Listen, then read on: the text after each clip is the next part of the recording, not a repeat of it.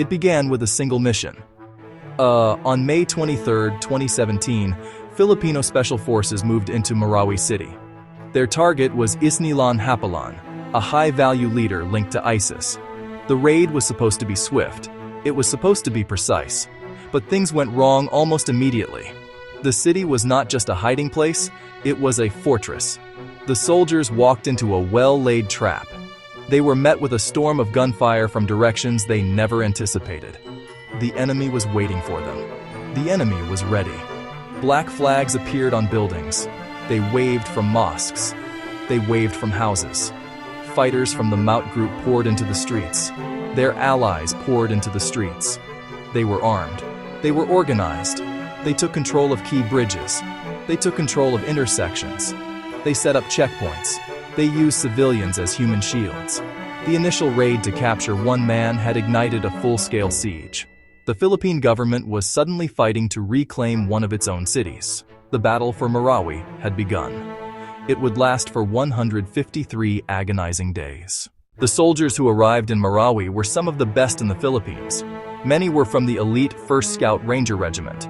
They were the Musangs, trained for the dense jungles of Mindanao. Their green camouflage was designed to blend with trees and foliage, but in the gray dust of Marawi they stood out. The enemy was not hidden in the jungle undergrowth. The enemy was inside the walls. They were behind concrete barriers. They were looking down from the minarets of mosques, patient and lethal. Urban combat is a different beast. It eats soldiers. It nullifies air power and artillery. A sniper can pin down an entire company from a single well-chosen perch. The militants in Marawi were masters of this. They used the city's verticality to their advantage, firing down on exposed troops. They turned every alley into a funnel of death.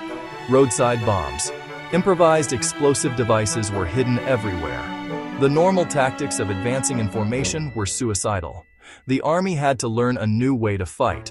They had to learn it fast. The psychological toll was immense. Soldiers had to constantly look up. Soldiers had to constantly look down. Soldiers had to constantly look all around. The threat was three-dimensional. A shot could come from a sewer grate. A shot could come from a third-story window. The heat was oppressive. The dust was constant. They moved through a landscape of shattered homes. They moved through a landscape of burned-out cars. They saw the personal belongings of families who had fled in terror. This was not a remote battlefield. This was a city that had been alive just days before. The fight was personal, and it was draining. This new battlefield demanded new thinking. The established doctrines were not enough. The soldiers on the ground began to innovate. The lieutenants began to innovate. The sergeants began to innovate. They had to solve problems with the tools they had.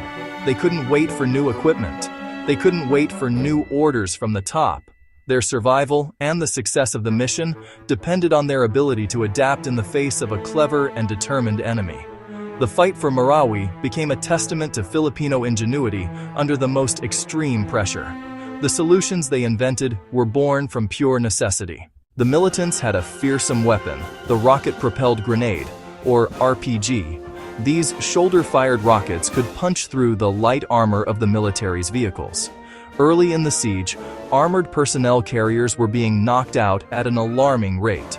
The crews were vulnerable. The solution was remarkably low-tech. Soldiers began bolting thick wooden planks to the outside of their vehicles. They used old bed frames. They scavenged scrap metal. This crude, improvised, spaced armor looked strange, but it worked. The wood would trigger the RPG's warhead to detonate early, before it hit the vehicle's actual hull. This simple idea saved countless lives. The sight of these bizarre, ramshackle tanks became an iconic image of the battle. It showed the soldiers' practical genius. Another key tactic was born from the danger of the streets. Crossing an open road meant exposing yourself to sniper fire. So the soldiers stopped using the streets. Instead, they moved through the buildings themselves. Using sledgehammers and brute force, they smashed holes through the interior walls of houses. They created a network of tunnels through entire city blocks. This was mouseholing. It was slow, grueling work, but it kept them shielded from view. The enemy was also clever at hiding. They would barricade themselves in basements. They would barricade themselves in upper floors. Throwing a grenade by hand was often impossible. So the soldiers built their own launchers. They took surgical tubing. They used Y-shaped pieces of wood. They created giant slingshots. These contraptions could hurl grenades with surprising accuracy through windows and over walls, reaching enemy positions that were otherwise untouchable. It was a primitive tool for a modern war, but it was effective. It gave them an edge in the close-in fight. The battle for Marawi was a story of heroes. It was also a story of profound loss. Every inch of ground gained was paid for with blood. More than 168 soldiers and police officers gave their lives to free the city. They were young men, they were fathers, sons, and brothers. They performed acts of courage that defy description. Some used their own bodies to shield civilians from gunfire as they guided them to safety. They ran into rooms they knew were filled with enemies. They held their ground against overwhelming odds. The fight against the snipers was a slow, patient duel of wills.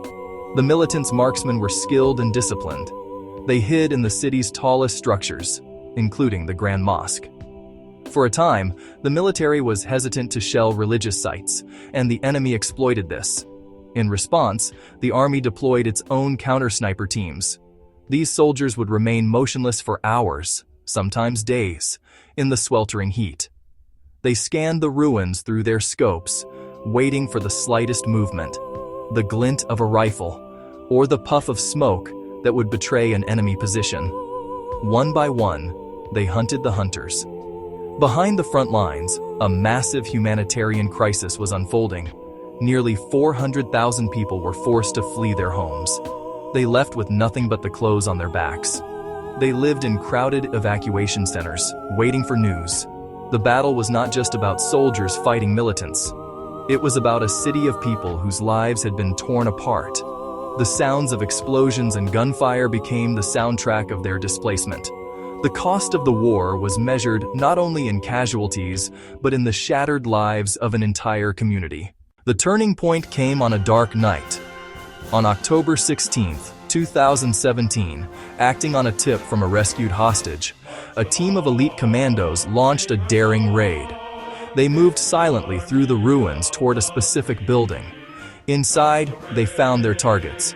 In the brief, violent firefight that followed, they killed Isnilan Hapilan. They killed Omar Maute, the two principal leaders of the siege. The news spread like wildfire. The command structure of the enemy was broken. The heart of the insurgency had been cut out. The end was now certain.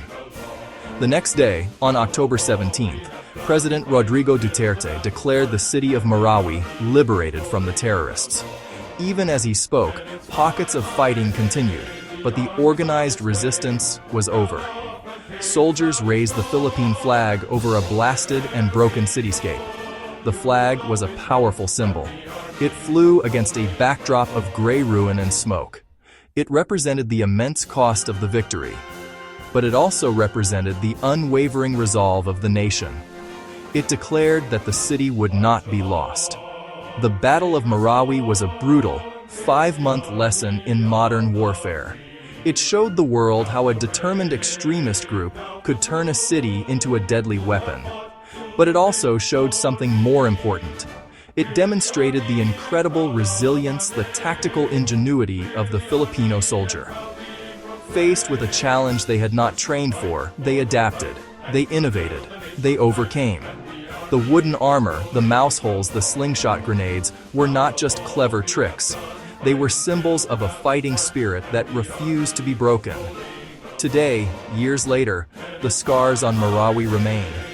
The physical and emotional rebuilding is a long and difficult process. The victory came at a terrible price.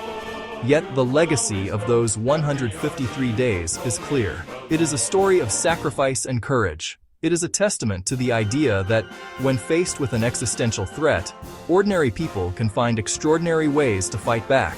The heroes of Marawi saved their city not just with weapons, but with their will, their cleverness, and their refusal to ever give up. Their victory was a victory for the entire nation.